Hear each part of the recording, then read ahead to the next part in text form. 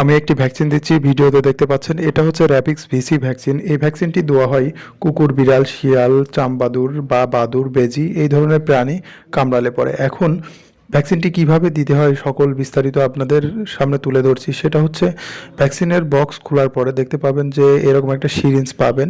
সিরিঞ্জের নিডিলটি আলাদাভাবে লাগানো থাকবে এবং আপনি আমার মতো ভিডিওর মতো করে নিডিলটি লাগিয়ে নেবেন এবং যেটা হাতে নিলাম এখন অ্যাম্পুল থেকে ডিস্টিল ওয়াটার তুলছি, ওইটার ভিতরে ডিস্টিল ওয়াটার থাকে। এটা মূলত ওষুধ না, এটা এক ধরনের পানি, ডিস্টিল ওয়াটার বলে। এবার হচ্ছে হাতে নিব হচ্ছে ভায়ালটা হচ্ছে এর ভিতরে মূলত ভ্যাকসিনটি থাকে, সাদা পাউডার থাকে। এই পাউডারের ভিতরে ডিস্টিল ওয়াটার দিয়ে ডাইলেট করে ভ্যাকসিনটি তৈরি করব।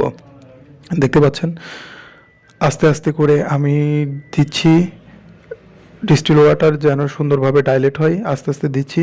আরেকটা জিনিস আপনাদের জানা উচিত, মানুষ, খরগোশ, টিকটিকি, ইঁদুর, কাঠবিড়ালি এই ধরনের প্রাণী কামড়ালে কোনো ভ্যাকসিনের কোনো প্রয়োজন হয় না।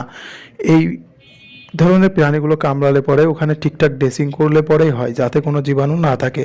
তবে এই জন্য কোনো ভ্যাকসিন লাগে না। এবার দেখুন ভ্যাকসিনটি ডাইলেট করা হয়ে গেছে। ডাইলেট করার পরে আমি পুরো ভ্যাকসিনটি সিরিঞ্জের ভিতরে নিচ্ছি। ভিডিওতে দেখতে পাচ্ছেন হালকা একটু হাওয়ার কারণে এরকম হচ্ছে। দেন সিরিঞ্জের ভিতরে ভ্যাকসিনটি নিলাম, নেওয়ার পরে এবার আমি সিরিঞ্জের ভিতরে যখন আপনি ভ্যাকসিনটি নিবেন, নেওয়ার পরে দেখবেন যে সিরিঞ্জের ভিতরে একটু হাওয়া ঢুকবে। ওই হাওয়াটা আস্তে আস্তে উঁচু করে আপনি বের করে দিবেন, যাতে ওষুধের ভিতরে কোনো ধরনের হাওয়া না থাকে।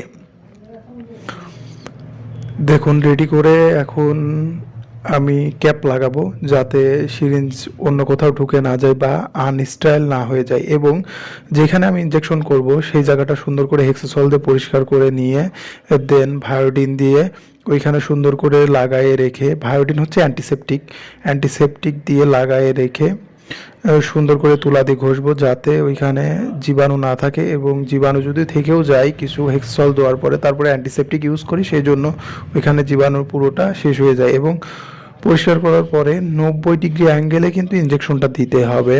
আপনি ভিডিওতে দেখতে পাচ্ছেন যে আমি এখন 90 ডিগ্রি অ্যাঙ্গেলে ইনজেকশনটা দিব এবং এই ইনজেকশনটা দিতে হবে একদম ডিপ মাসুলে।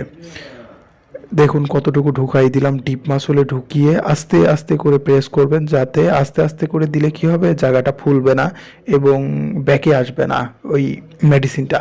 এবার আস্তে আস্তে দিলাম, দেওয়ার পরে আস্তে আস্তে দিলে কি হয়, ভিতরে আস্তে আস্তে ছড়িয়ে যায়। এবং বের করার সময় খুব খেয়াল থাকবেন ভ্যাকসিন যেন বেরোয় না আসে।